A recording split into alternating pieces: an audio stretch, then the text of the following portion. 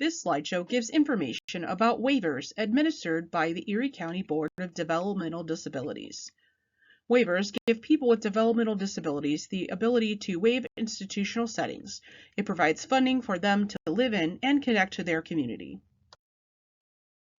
In order to be eligible for a waiver, an individual must be diagnosed with a qualifying condition that manifested prior to age 22 and is likely to continue indefinitely.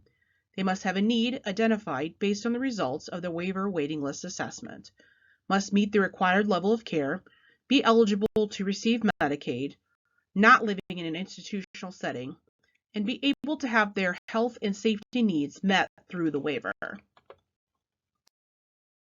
There are currently 3 types of waivers. The Level 1 waiver, the Self-Empowered Life Funding, typically known as the SELF waiver, and the Individual Options, commonly referred to as the IO waiver.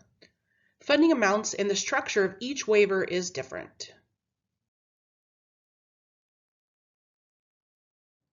The Level 1 waiver, it allows for minimal paid supports and relies on natural supports to assist the individual to live in the community setting of their choice.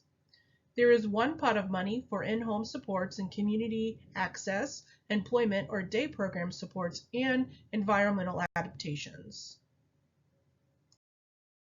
The SELF waiver is a participated directed waiver, so individuals need to be willing and able to direct their services.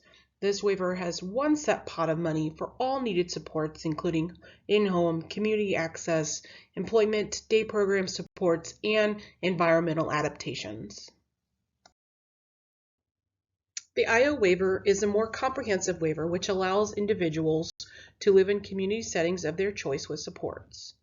Within the waiver, there are pots of money determined by assessments for identified needed supports, including in-home, community access, employment, day programming, and environmental adaptations. How waiver funds are authorized. The individual receiving supports in their team, which can include their SSA, family members, guardians, teachers, providers, friends, or anyone else they choose to include, will meet to determine the individual's needs. Since waivers are the payer of last resort, teams must explore other funding options to meet the needs, such as community services, ways to increase income such as employment, or natural supports. In order to implement the determined needed services, they are written into the individual service plan, commonly referred to as the ISP, by the SSA to outline the cost, duration, and frequency of the supports. The SSA reviews and has the individual sign their ISP. The plan is also sent to providers to review and sign.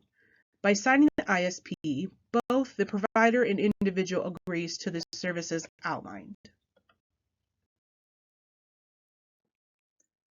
Some examples of waiver services can include homemaker personal care, referred to as HPC, for providing things such as, but not limited to, personal care, building life skills, prompts for safety, and connecting to the community. These services can be provided in-home or in the community.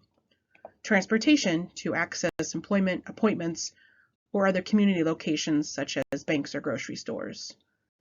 Employment-related services to find, maintain, or build skills towards employment, such as career planning, supported employment, vocational rehabilitation, or other day program supports. Funding to support waivers comes from Medicaid funds.